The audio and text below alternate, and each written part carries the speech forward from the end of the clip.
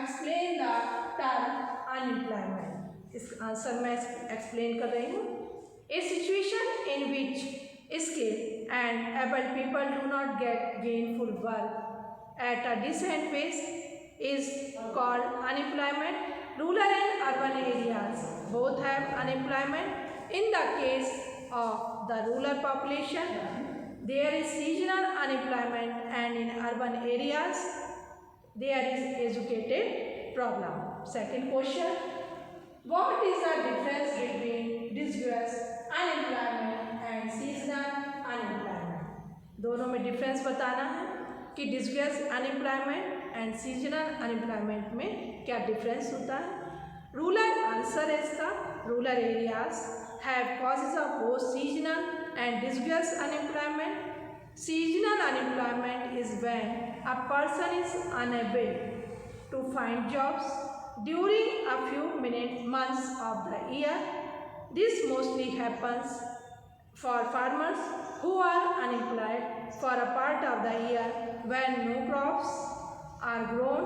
Disguised unemployment is when people appear to be employed when the number of people working on agriculture land is higher than the number of people actually required to work. This is considered as an example of disguised unemployment. If a piece of land requires only 3 people to work on it, but rather 5 are working on it, the 2 extra people are an example of disguised unemployment. जैसा कि मैंने आपको इस topics में clear किया थी ये। Next question है, why is educated unemployed a peculiar problem of India? Answer: educated unemployment has become a common phenomenon in India. Youths with matriculation, graduation and post-graduation degree are unable to get job in India. This is because the education system in India labels anyone above the age of 18 years eligible to work. This leaves the youth unskilled and ultimately unemployed. It is important that an individual does not only have a degree but must also be skilled enough to get job. Next question है, in which field do you think India can build the maximum unemployment opportunity? मतलब सबसे ज़्यादा जो employment की जो opportunities है वो मतलब हमारे इंडिया में कैसे हो सकती है, क्या सोचते हैं आप इसके बारे में?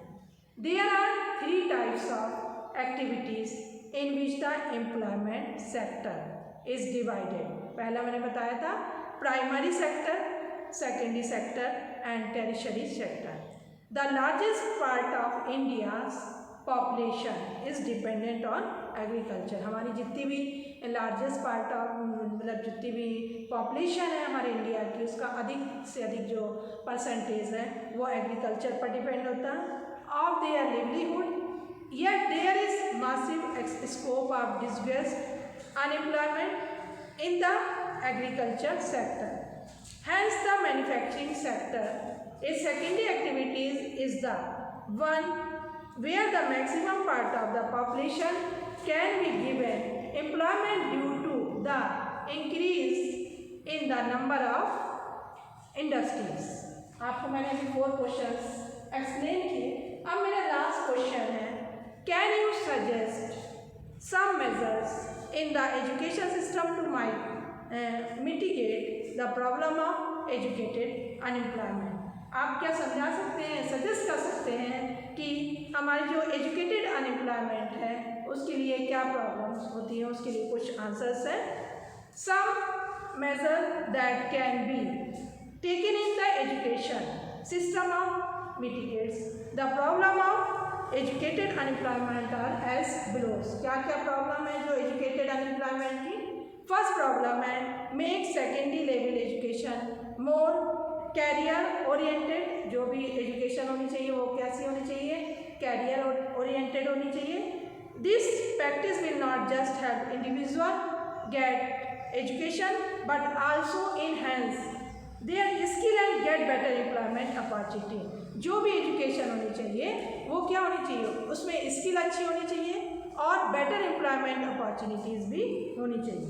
सेकेंड है, an individual should be able to choose the subject the suit his or his ability. जो भी एजुकेशन से रिलेटेड सब्जेक्ट्स चुने जाए वो कहना चाहिए, मतलब उसके अकॉर्डिंग होना चाहिए कि अभी हमने जो भी सब्जेक्ट चूज़ किया है वो हमारे लिए फ्यूचर में जाके बेनिफिट होगा और उस बेनिफिट से हमको मतलब एम्प्लॉयमेंट मिलेगा। ऐसे सब्जेक्ट्स स्टूडेंट्स को चूज़ करना चाहिए। थर्ड पॉइंट है, subjects and fields of study should be introduced in the school level which can be career in the future. This will open opportunities for students to plan their option at school level itself.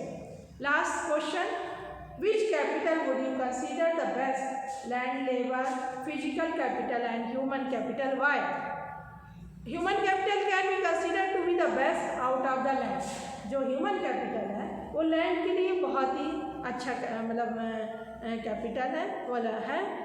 Physical and human capital, this is because the other resources cannot be used all by themselves and only human can use other resources and get productivity outcomes of it. तो मेरे सभी questions के answer मैंने आपको explain कर दिए।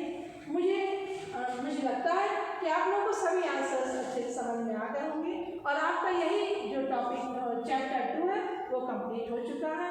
आप लोग अच्छे से वीडियो को देखिएगा, समझिएगा और उसको लर्न क्वेश्चन आंसर्स को लर्न करिएगा। मैं आपको ये क्वेश्चंस सेंड करूँगी और आप कॉपी कंप्लीट करेंगे।